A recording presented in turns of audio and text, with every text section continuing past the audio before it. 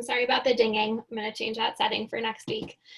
So I'm Ashley from Birthsmarter, and we are a childbirth education company that now offers live online classes for people who are planning a hospital birth, a home birth, or birth center birth. And I started this community conversation series, honestly, from a place of really missing the collaboration that we had in person with professionals in New York City. I both moved and we entered a global pandemic when it became hard to interact with people. And so part of what keeps our curriculum fresh and teachers excited to be teaching childbirth ed is to be regularly talking about the different topics that come up for pregnant and postpartum families. And then instead of making it just focused on professionals or just focused on parents, it seemed like a nice opportunity to bring people together. And one of the things that I did last month, I think it was mostly in May actually, so it was 2 months ago, time is flying, was with Kimberly Seals Allers, the Silver Lining Playbook series. And that was a multiple week work session where stakeholders in birth and breastfeeding came together to try and reimagine how this space should exist when we come out of the pandemic. And Jabina was one of the speakers in the kickoff series, and I was so excited and impressed to hear her speak and then connect with her after, because we're going to talk about many things right now, but what was so exciting to me was hearing somebody talk about the connection between mental health and breastfeeding, and really talking about mental health in context of like the nitty gritty of daily parenting, and not having it be just like a lofty concept that postpartum depression or anxiety was something that, you know, exists or exists in the first year. I feel like, Jabina, you really like brought it down to the real life experience, and it felt really refreshing and really just empowering for me to go back and think about my experiences. So I'm really excited to bring you into this community and have people that haven't interacted with Birthsmarter before be here. So I'm going to throw it over to the lactation therapist, which is like such an awesome name, and then give her some time to chat, and then we'll come into just like a Q&A and discussion. So please ask your questions, like engage. We want this to be really, really interactive. All right, Jabina, take it away. Awesome. Well, thank you so much, Ashley and the Birthsmarter crew, for just having me on your platform. So my name is Jabina Coleman. I am a licensed social worker. I am also a international board certified lactation consultant. Yes, you can say hi. Hi, Nyla. I'm an international board certified lactation consultant. I'm also a mother of two. I have a 16-year-old and a 6-year-old. And Nyla, I nursed her for 3.5 years, right? And so the way that my worlds of work collided, and I just built upon my niche, was pretty much, you know, working with moms as a lactation consultant. And before being able to really get to like the diet and, you know, working with the breast, was really getting past a lot of the emotional stressors that folks were feeling during, like before, like, you know, looking at the breast and talking about the weight gain and latch and all of those things.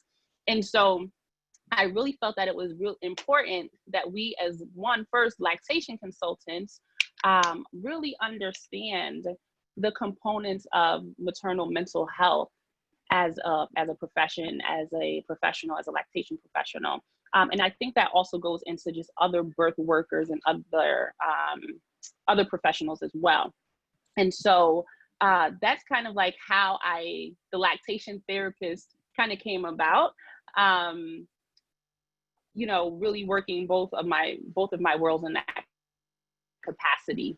And so let's see. So yeah, I've been doing this work for about 15 years, working with women in different capacities, doing work around, I used to work for a Healthy Start. A lot of folks are familiar with that.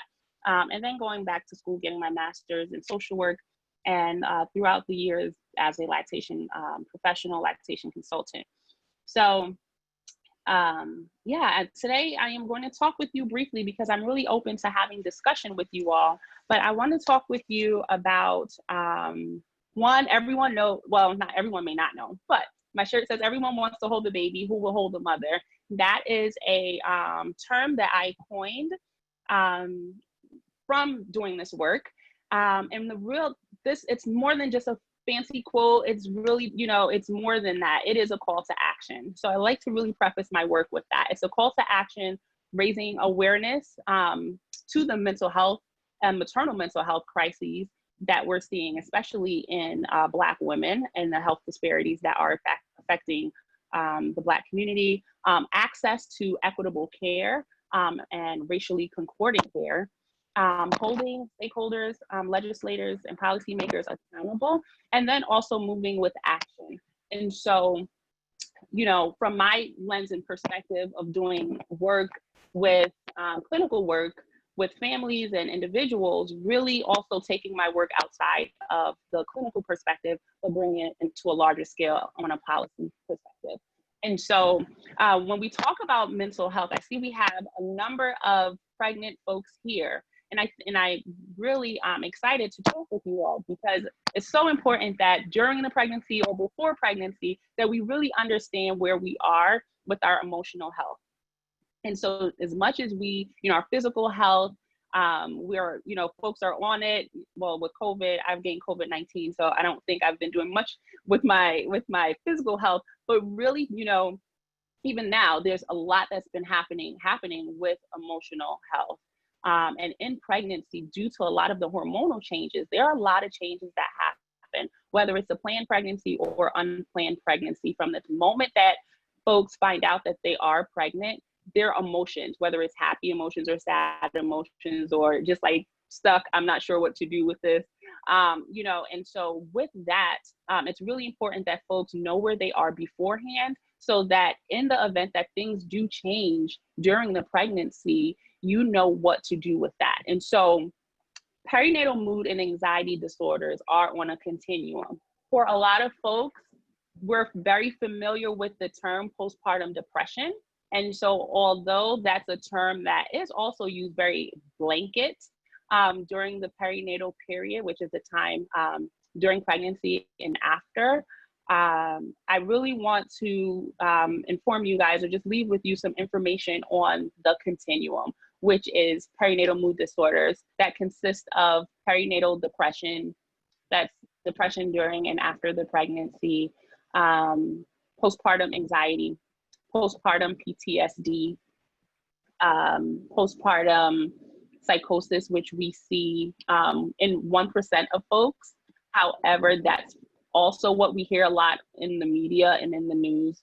And so folks, the reason why a lot of people don't talk about postpartum depression or feelings is because they're afraid that they're experiencing postpartum psychosis and they don't want to be judged or looked at as a bad person. So it's on a continuum. Perinatal mental health is on a continuum.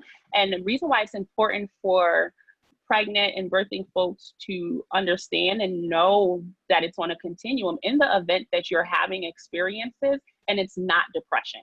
So some folks may say, well, I'm not depressed, so it's not postpartum depression. However, if you've had losses in the past and you're experiencing some anxiety, if you had a baby that was in the NICU, postpartum PTSD, you may have some experience, you may have some feelings around that. If you've had a previous traumatic birth, some folks often ask me, Jabina, your kids are 10 years apart, like why?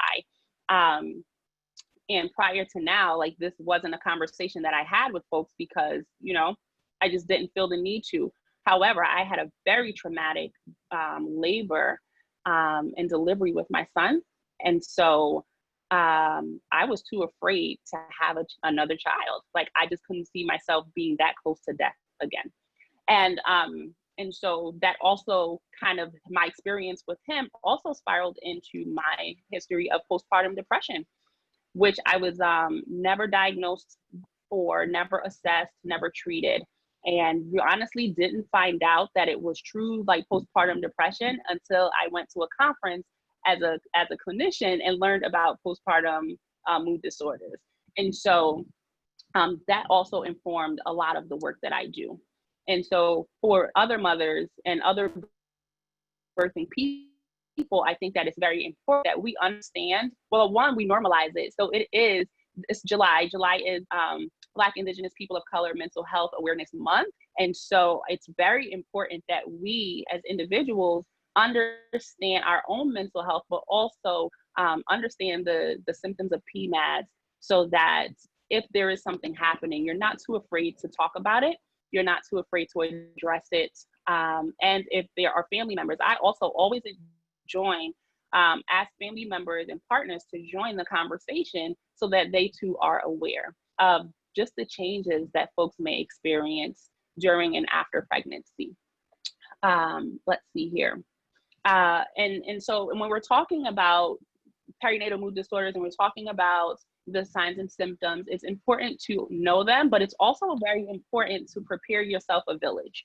And a village can look so different for so many people. So a village could be your doula, your village could be friends or family members. Village can be your providers, your OB providers, your virtual community. So we're in the space right now where we have this large virtual community. And so your village could be that.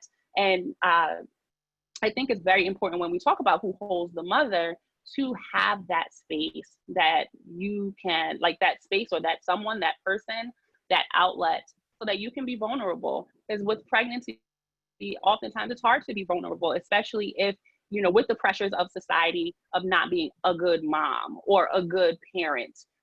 So it's really important that we build community around that. So preparing a village, I think we do have some doulas in here. I think I saw in the comments. And also knowing for partners how to support. How do you support your partner who's experiencing changes, or how do you hold your partner?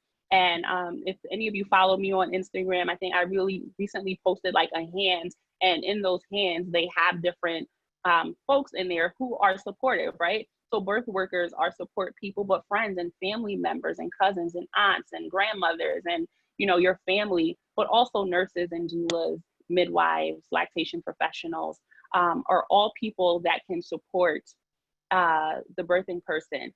And that can look so different based on what your needs are. For some people, it's making sure that you have someone that's going to do laundry in the postpartum period, making sure that you have someone who may likely be able to cook meals.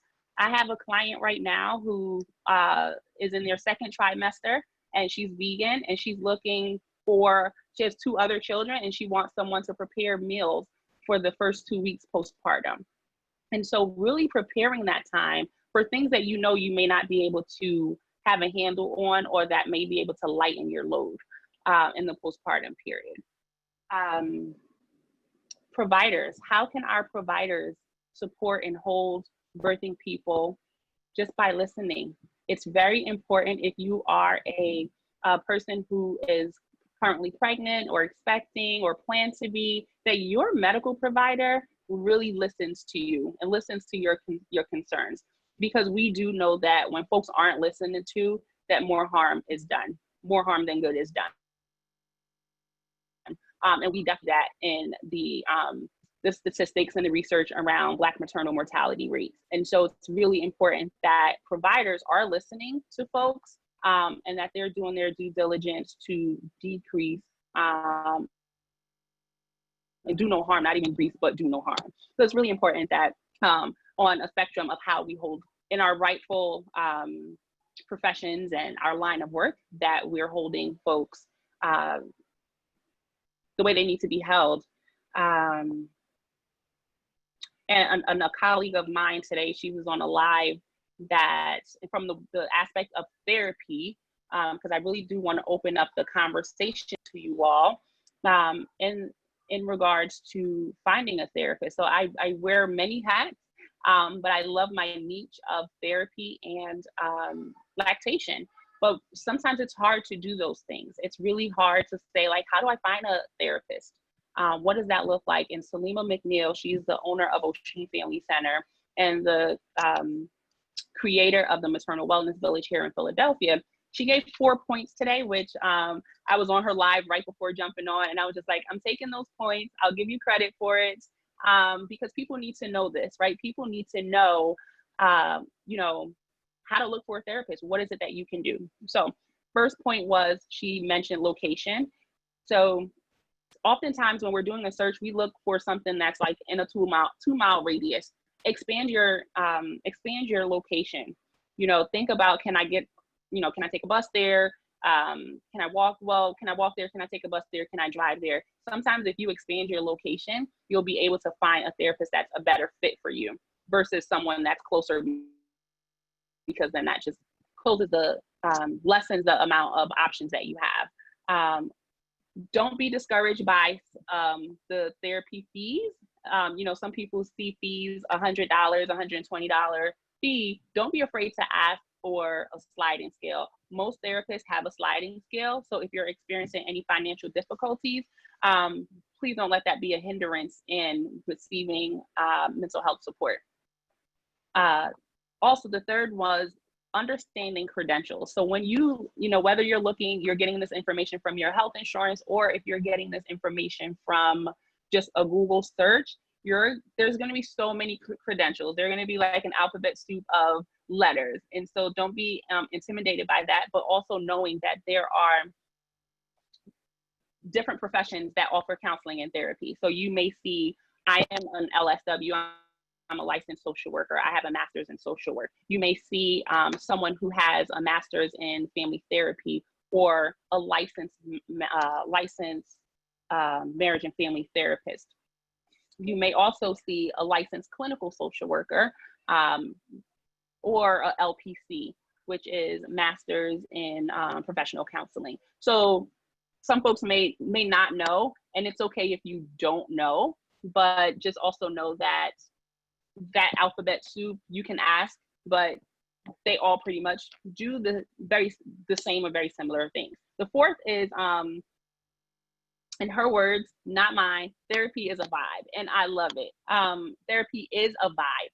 Therapy, you should feel heard, validated, and supported. And I think most therapists, especially those who are working with folks during the perinatal period, really hold space for folks to really feel heard during that time, and you know, just able to provide adequate emotional wellness on their parenting journey. And so, you know, as a recap, perinatal mood disorders, they're on a continuum. Finding your village is really important, and it's really important to understand the complexity. Yes, understand not the complexities of therapy, but that you have options in therapy. So I want to really open it up to you all. I know we have some birth workers here. We have some pregnant folks here. You know, if you have questions, let's start our discussion.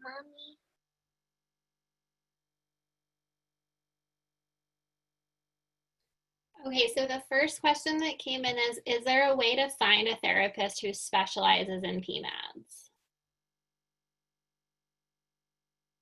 Ashley, can you repeat the question? I'm sorry. Yeah, is there a way to find a therapist who specializes in PMADs?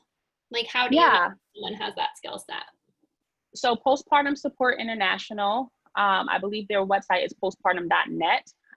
They are an international organization who provides, they have a list, well, it's international, so there are coordinators in almost every state, and they're able to connect you with resources specifically to PMADs in your state. I am also the president and co-founder for Perinatal Mental Health Alliance for People of Color. And so with our organization, we are a part of PSI, and our goal is to integrate diversity from within, and also be able to provide access and resources to professionals of color to provide culturally concordant care for PMADs. So both websites, I always have to write it down, but it's just the acronym PMHAPOC.org. And I can, oh, thank you. Oh, thanks. for putting it in there. Um, and then postpartum.net. Cool. Thank you for those. I know I loved looking at that last time that we spoke. What other, you guys can unmute or just type some things into the chat box. What are people wondering? We can tailor this anyway. If you're pregnant and thinking about other things, like we've talked about some, but other things you can do to prevent PMADs. If you're postpartum, how are you doing? There's a bunch of postpartum people in here, so you might feel free to unmute and like tell us how it's going. Let's see, as questions come in, one of the things, okay, never mind, I'll take my time later. So here's another question. My postpartum visit was over the phone due to COVID. It's made me feel very insignificant. Should I talk to someone about it?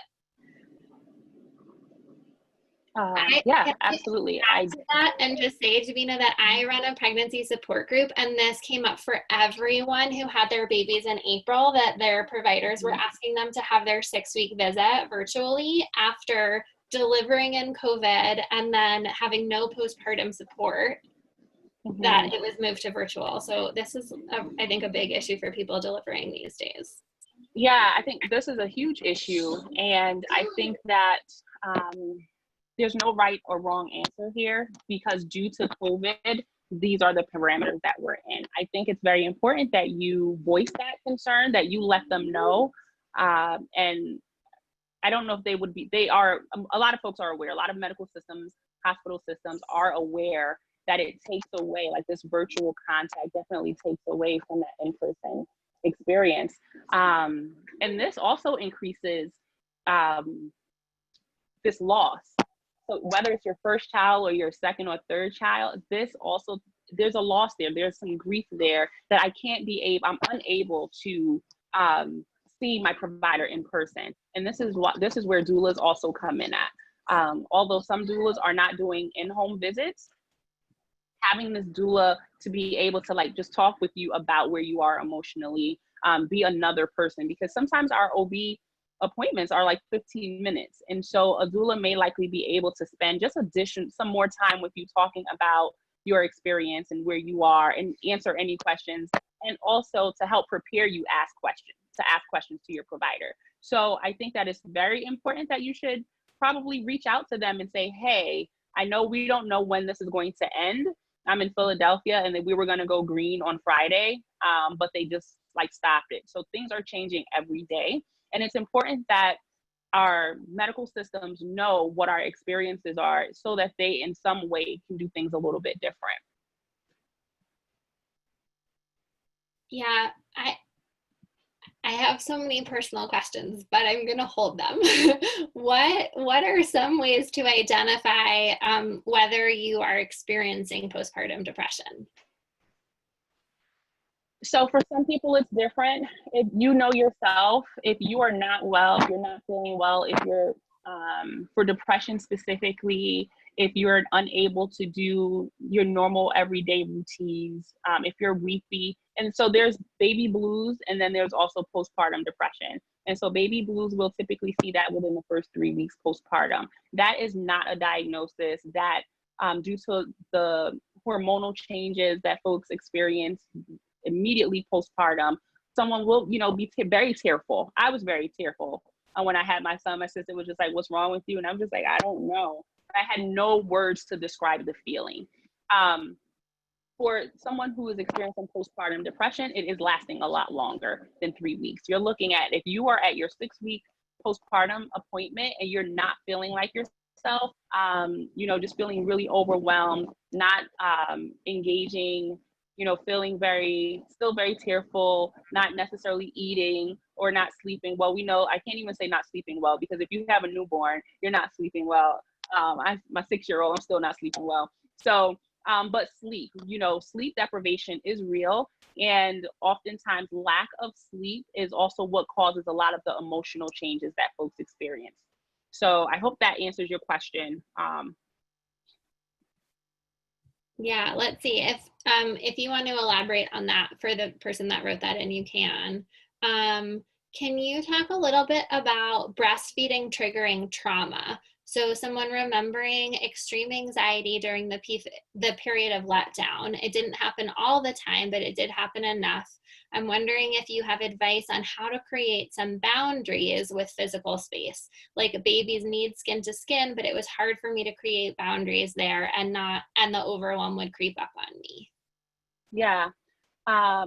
So for folks who've had some traumatic history, whether it's sexual trauma or something like that, we definitely do see that a lot. In a case like this, I would definitely recommend speaking with a therapist individually to learn coping mechanisms and skills. It's really hard. It can definitely be hard, especially, and I'm blanking right now on the term, so please forgive me. If I remember, I'll just put it in the chat box. But folks really feeling during the letdown, feeling this real intense emotions that happens, and it brings up, just this feeling of intense sadness and emotions during breastfeeding. And I'm so bummed because I can't remember in this very moment, but I'll put it in the chat for you guys. And for someone, like, if this is what you're experiencing, I would definitely say reach out. You can reach out to myself or PSI for someone to kind of help you through that, because it is really challenging. Yeah, especially with the skin to skin, and it's highly recommended. But if that is a trigger or just brings up a lot of emotions for you, then being able to find different ways to connect, and maybe doing some different exercises right before or during your nursing sessions. DMR, yes. yes. Who put that in? Was that Nicole? Yeah. Yes, thank you so. Yes, thank you so much. So I'm just going to take a second because I want to clarify something, or ask you to clarify something rather. When people are looking for, I've seen a lot of therapists and like reaching out to people, and then it's new to me, like your skill set of being both a lactation consultant and a therapist. And then if somebody also has trauma that's wrapped up in that, it really seems like, depending on what someone is looking for support around, we're trying to find like a highly specialized individual that can hold space for all of these experiences merging together. And just, are there, like, how many of these people are there in your experience? There's only one Jabina. No. Yeah, so honestly, in the field of lactation, and there are 32,500 lactation consultants internationally. There was a recent study by UCLA that came out, and I might have botched that, but I'm going to double check.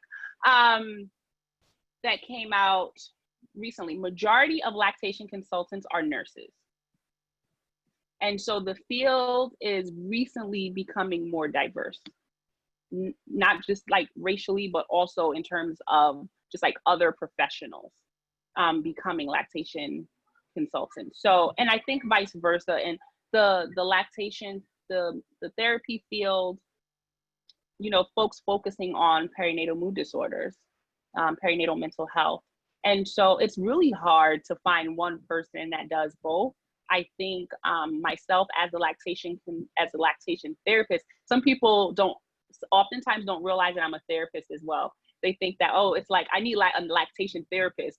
That person's going to help me with lactation and lactation only. But it is a very unique niche. When I go to conferences, there are lactation professionals that come up to me and they're like, I'm a social worker as well. I'm very interested. So I've been getting a lot of inquiries from folks who are really interested in merging the two professions. And for me, I just think that it's very important. You don't have to be a therapist, but as a lactation professional, it is very important, and it is in our ethics, and of being able to address emotional wellness, emotional health. And so it's really important as birth workers that we understand this. If you are a birth worker, you can administer an Edinburgh scale, which is a depression screening, and so it's really important that we understand the spectrum of our work.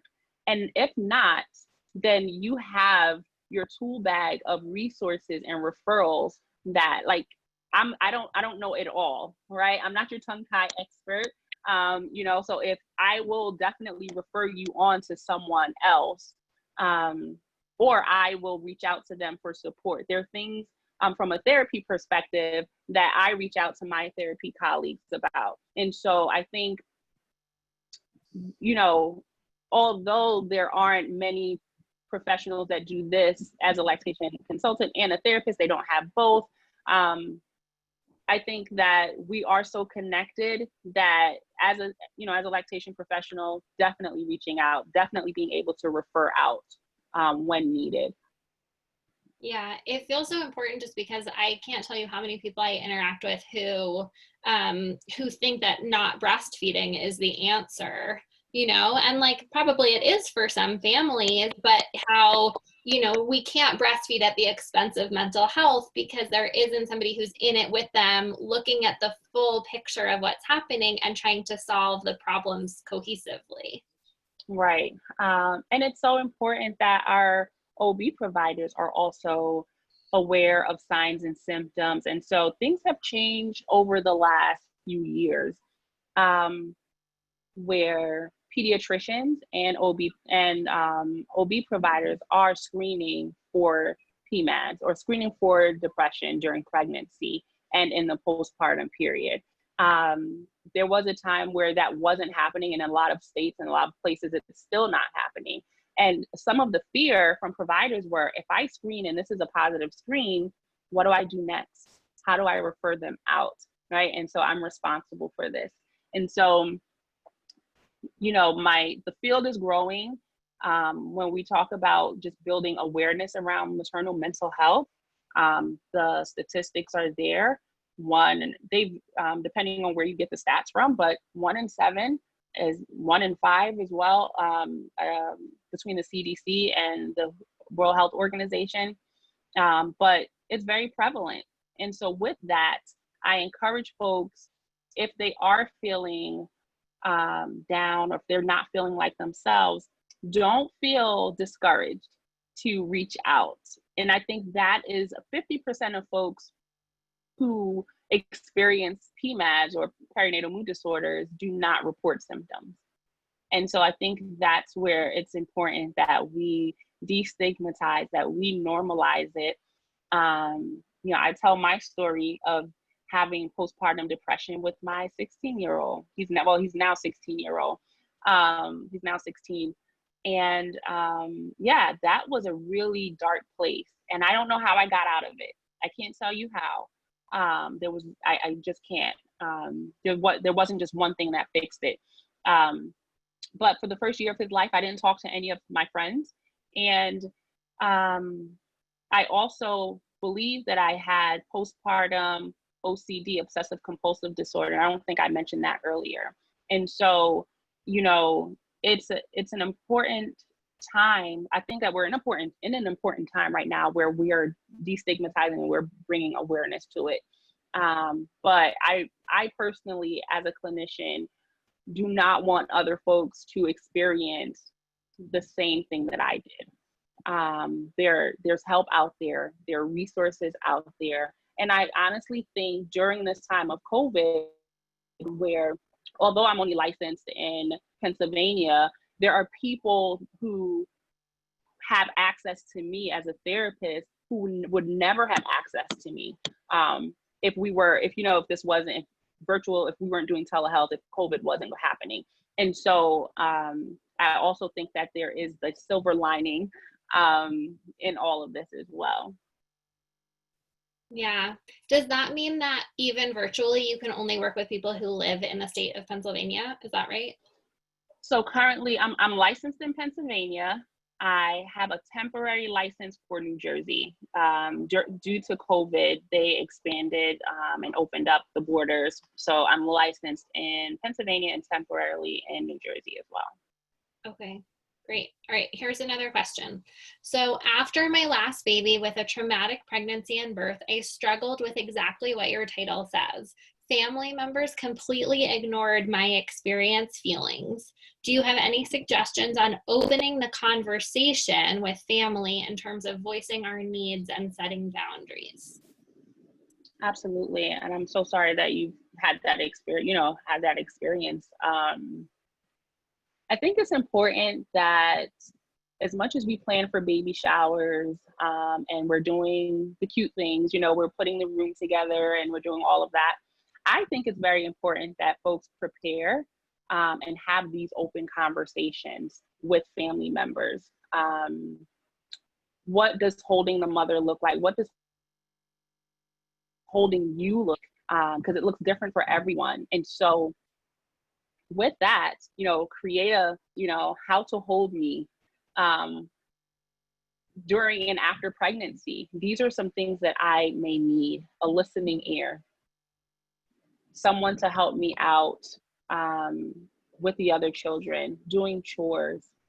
Um, I think it's also important that family members take classes or webinars or attend webinars on maternal mental health. So when I teach my prenatal breastfeeding classes, I always invite the partner or a family or support person, and I always talk about mental health in those classes. And I think, again, that's what makes my niche and the work that I do so unique and specialized, is because of that. And so I also make a postpartum plan, and in that postpartum plan is building a village. So oftentimes, sometimes our families and our partners, they aren't aware, and they're the hardest to kind of like break through sometimes. And so you may also need to just build a village outside of family. Sometimes, we have our girlfriends, we have our sister circles, we have now, as I mentioned earlier, our virtual world, that there's so many different groups out there. And so if you can't find it at home, and it's harder at home, take it outside of the home if possible. But having the conversation early on, I think, is so important about what your needs are. And, it's hard sometimes to even know what your needs are until that moment, but preparing, preparing, like, what if I couldn't get out of bed, or if I'm in a funk, what can my partner or support people do to help me out just a little bit? One of the questions that I think is connected to that came in is, what are some ways to prevent or reduce the severity of PMAD symptoms aside from seeing a therapist? Yeah, so seeing a therapist also is not always the first step. I often say go back to some grounding techniques, go back to whether it's yoga, meditation, journaling, um, again, talking to your friends. Sometimes talk therapy, we know that we'll get a good conversation with our girlfriends or our moms or sisters or cousins or whomever. Crying it out sometimes is a good thing. Sometimes I prescribe tears, go cry it out and let me know how you feel afterwards. But it also always doesn't have to be therapy. Therapy does not have to be the first answer. Go to a support group. Support group, amazing. As I facilitate breastfeeding awareness and empowerment, Bay Cafe, and just to see the women open up and talk about where they are. I say, if you can talk about wraps and you can talk about the new, the new baby gadgets, you can also talk about your mental health. And that is the uniqueness about Bay Cafe, is that we integrate maternal mental health in our best breastfeeding support group. And so finding a support group is also really important in that healing process, because you're not alone.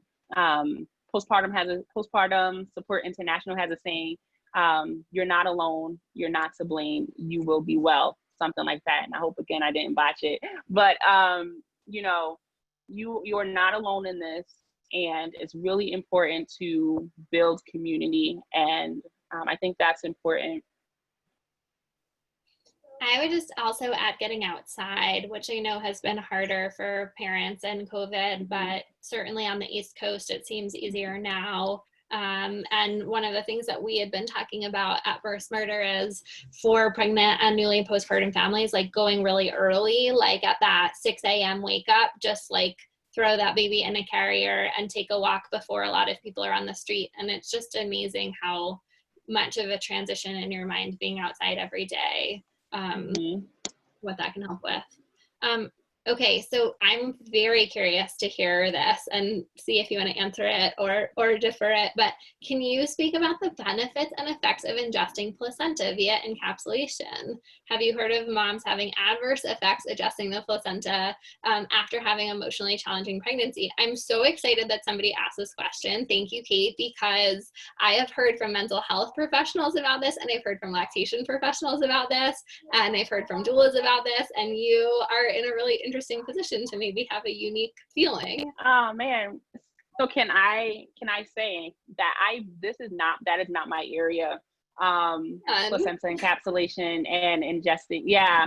And it's just like one area. Like I have tons of friends who are doulas.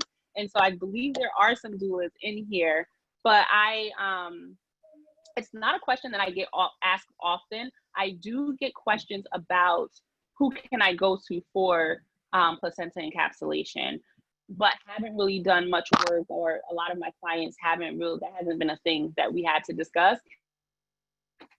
Yeah. And I haven't, yeah, so. I think it's fair to defer. I mean, I would just love to like take a second and see if our minds are at least in the same place, that we're hearing that ingesting the placenta can prevent some forms of postpartum depression. Like there's not evidence for that yet, but studies are being done. But in the lactation community, I feel like we're also hearing that ingesting the placenta can possibly mess with milk supply at the beginning, right? Mm-hmm. Yeah. And so I think that for everyone individually, you're going to make the best decision for yourself. I think it's important that we do your research and get your information from a credible source. Yeah, which is Yeah. crazy when there's like no research done yet. Here's a question for you. I'm gonna like out myself as being biased in the group, but that's okay. So if someone had, let's say, $300 to ingest their placenta, being a mental health therapist, if there was only that amount of money and it could go towards a postpartum doula, a lactation counselor, a therapist, or it could go to placenta encapsulation, because I think sometimes people are looking for a magic bullet. Do you have a feeling about where that money would be best spent? 300, if you had $300 and you had to choose between a therapist, a lactation professional, placenta encapsulation, was there another one? Postpartum doula, maybe. A postpartum doula? That's hard, right? I think that so you automatically do not need a therapist, and folks also automatically don't need a lactation consultant.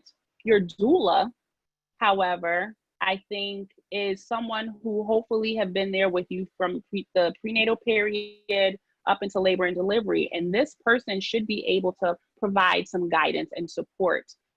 If they should also be able to screen and identify if you're struggling emotionally, and then refer on.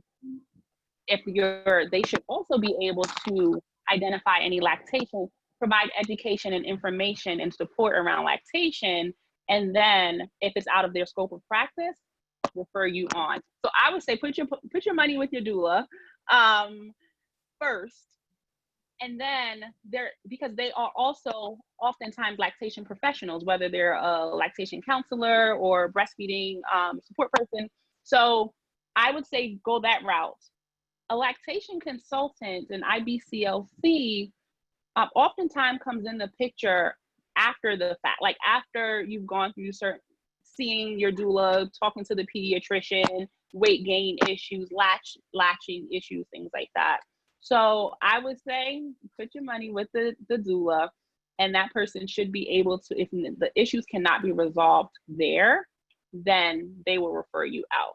Start there. What do you think? I love that answer. I mean, that's basically the answer that I give in class, but I think it sort of I know every doula on the call is really excited too, but I think that having somebody that can cover a lot of ground, sort of postpartum, we're going for I can't even think of the metaphor, but widespread coverage as opposed to the specific niche support. But when I get that placenta question, it usually is someone that wants to prevent postpartum depression.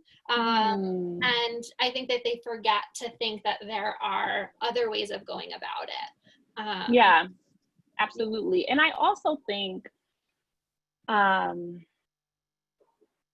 that when we think about seeing a therapist, well, trying other measures first, right? So sometimes therapy isn't the first line. You know, what type of resources do you have, like in your home or in your community? Therapy is a commitment. If you're going to see a therapist, you're going to see a therapist for minimally 6 to 8 sessions. And so seeing a therapist is a commitment. And we oftentimes have resources and tools at our fingertips. But when we're very distressed and emotionally overwhelmed, those are the times that we can't really see them, right? We don't feel like they're tangible and they're accessible.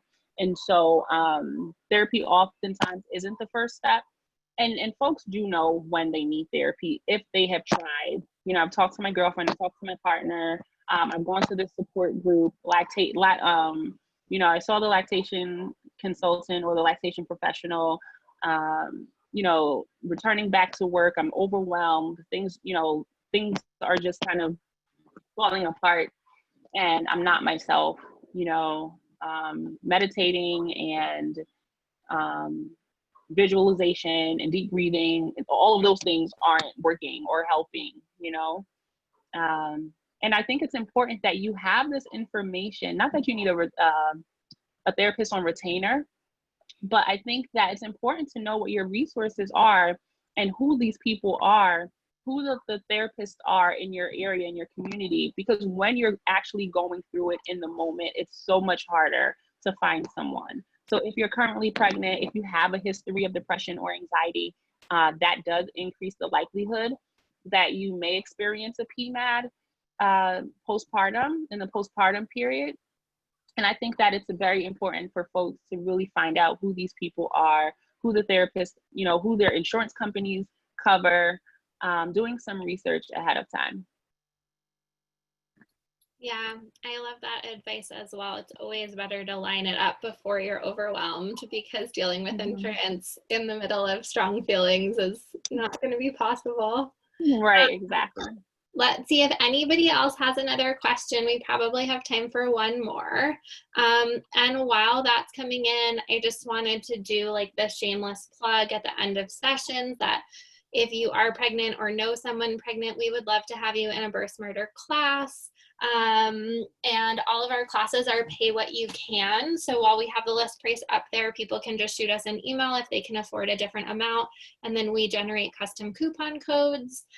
We've got different formats. And in addition to childbirth ed, just like basically how does a baby get out of your body, we do a class on 4th trimester planning that covers mental health and physical health and communicating with your partner, as well as family and friends. So it sort of gives you guidance on how to make a plan for this period. And it comes with a workbook that you can fill out. So that might be a good option. We also do classes on pushing and coping and labor. So you can just check out our calendar.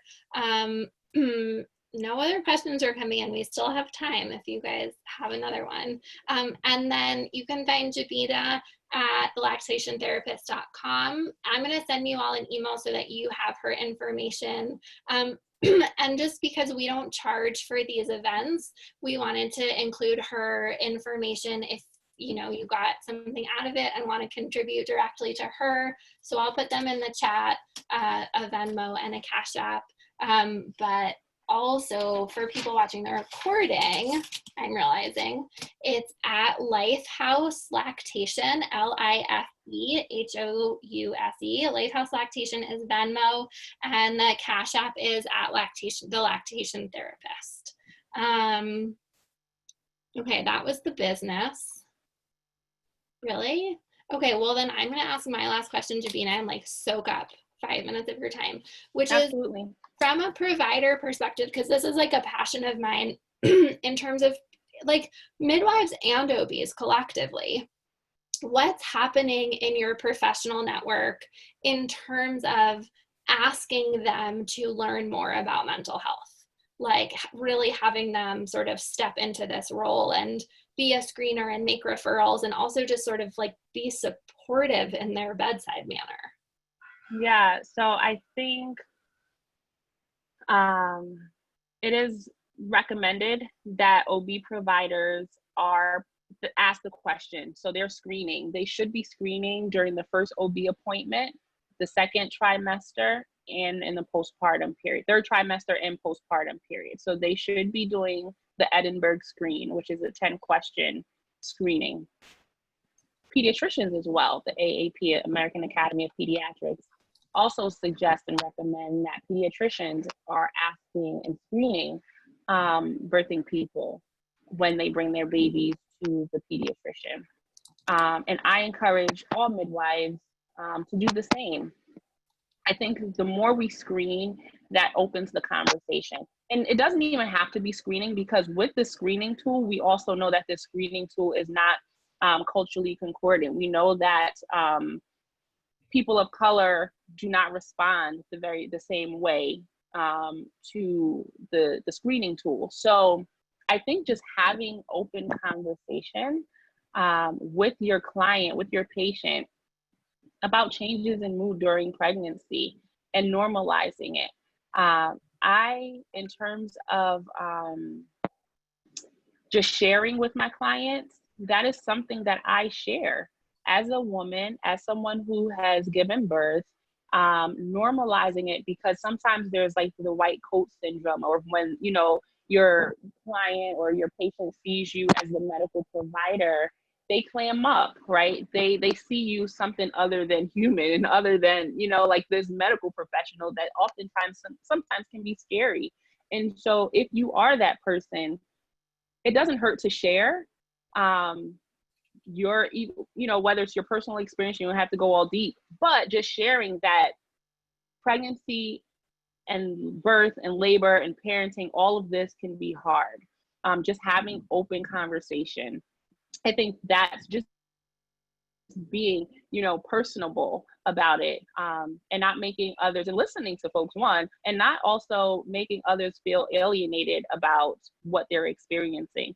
And what we also know is, especially in the Black community, that folks are not expressing and sharing with medical providers because of the fear that they will be looked at as a bad parent, as a bad mother, or the child welfare system will be called on them. And so, you know, there's this fine line when we talk about maternal mental health and medical providers asking questions and things like that. But they are required and expected to ask these questions and know where to go to refer your patients. Know your resources. You know, like if this was, you know, I had to share a message with our providers, know your resources, because if 1 in 7 or 1 in 5 women are experiencing perinatal mood disorders, you're going to, you know, your clients are experiencing it. And so you have to have resources as to where to go, where to refer them to.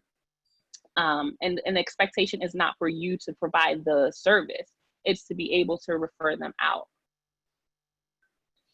Yeah, I appreciate that answer. And I think that endpoint is so important. And for any doulas and childbirth educators or other professionals on the call, I know there was at least one labor and delivery nurse. I just think bringing that message back into the medical community is so important, really, like reminding them, or even bringing them a list of therapists if we have it, could be like a wonderful action step for us. Oh my goodness, this was so much information. Thank you so much for your time and your energy and your expertise, and for letting me ask many questions. That's okay. Absolutely. I think that's what I'm here for. I also facilitate a breastfeeding support group every Tuesday. It's virtual. So if you guys follow me at Bay_Hood on Instagram. I think I put it in the chat. So if you scroll up, Bay_Hood, or if you go to our website, it's BaeCulture, BaeCulture.org. please, you know, pop in to our support group. It's an amazing support group. I also provide individual outpatient therapy for folks. You can get that information on my website. If you're interested in contacting me, please reach out to me at info@thelactationtherapist.com. That's my email address. And I think Ashley mentioned earlier, my Instagram handle is @thelactationtherapist. I also do virtual prenatal breastfeeding classes, and I'll be opening those back up in August, World Breastfeeding Month. And yeah, so this was really great. Thank you guys for asking all your amazing questions. I think I'm gonna, actually, I think the Cash App, I may have given you the wrong, so I'm just putting it in the chat because Yeah. I think I messed it up. Okay, we'll tell everybody too. Yeah, so I'll do them one at a time. What I did. Okay. So that's the Venmo, and the Cash App is,